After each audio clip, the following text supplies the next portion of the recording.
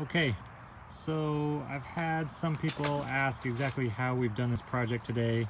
This is an in-ground trampoline do-it-yourself project. So we got for Christmas a trampoline. It's a rectangle trampoline, 15 by 10 feet, something like that.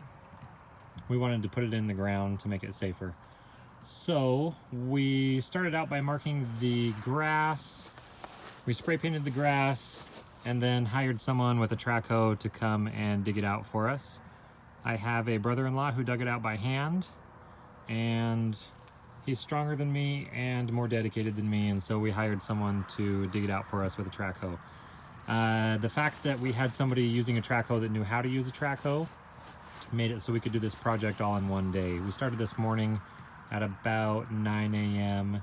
and it's now about 8 p.m. and we're just putting the net and the springs and everything back on right now, and we'll be done. So what we decided to do, our trampoline is 3 feet high exactly. We decided to go 6 inches deeper than that in order to put gravel in the bottom to act as drainage. So we dug it out 3 feet 6 inches. As we dug, we also dug 12 inches from the trampoline to the grass all the way around. So gave ourselves 1 foot of working room all the way around. As soon as we got this dug and leveled, first thing we did is put these cinder blocks in. So these are 8 by 8 by 16 inch beam blocks. They're basically just cinder blocks. They're $2.55 each. So 8 of those brought us to $20, a little over $20. After we got those down there, we put the gravel in and leveled the corners and put it all where we wanted. And that gives us a couple inches of gravel down at the bottom to act as drainage. We also filled the blocks and wanted the gravel to be able to backfill. After the gravel went in, we dropped the trampoline in, leveled it out, made it exactly how we wanted, so it's level all the way across. For the retaining wall, all this I got at Lowe's. To hold the retaining wall back, I ended up using a 6-foot T-post. I first started with a 4-foot that was a little bit thinner.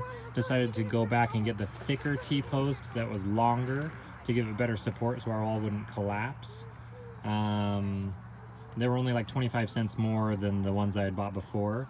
So the total of that came to $58.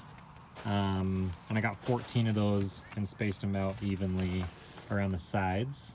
I also, in the corners, used fence post.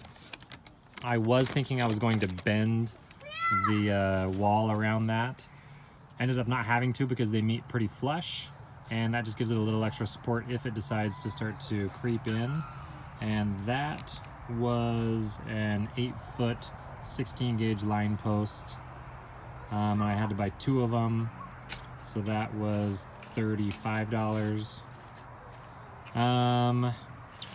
And then for the panels going across, this is a corrugated steel. They call it Pro Panel. I got the coated stuff instead of just the steel. I think it looks better, and it's the same price. So 8-foot long panels of Pro Panel. Each panel is $25. I ended up buying 10 panels because I wanted them to overlap. So along the long sides I used 3, along the short sides I used 2. That way there's a lot of overlap, give it a little extra support. So the total of that came to $250. And then we backfilled about 3/4 of the way up the wall here, behind the wall first with gravel. And then filled the top with just the soil that we dug out. And now I'm getting ready to just finish kind of the edges of that, get it nice, and then lay some seed down on it, and we should be good. I don't know exactly how much that costs for all of that. It's got to be close to $400, probably a little bit more. And it sounds dumb that I didn't mathematically put that out, but I wasn't thinking about that in my mind, just giving you guys the prices. You can price it up and go for it.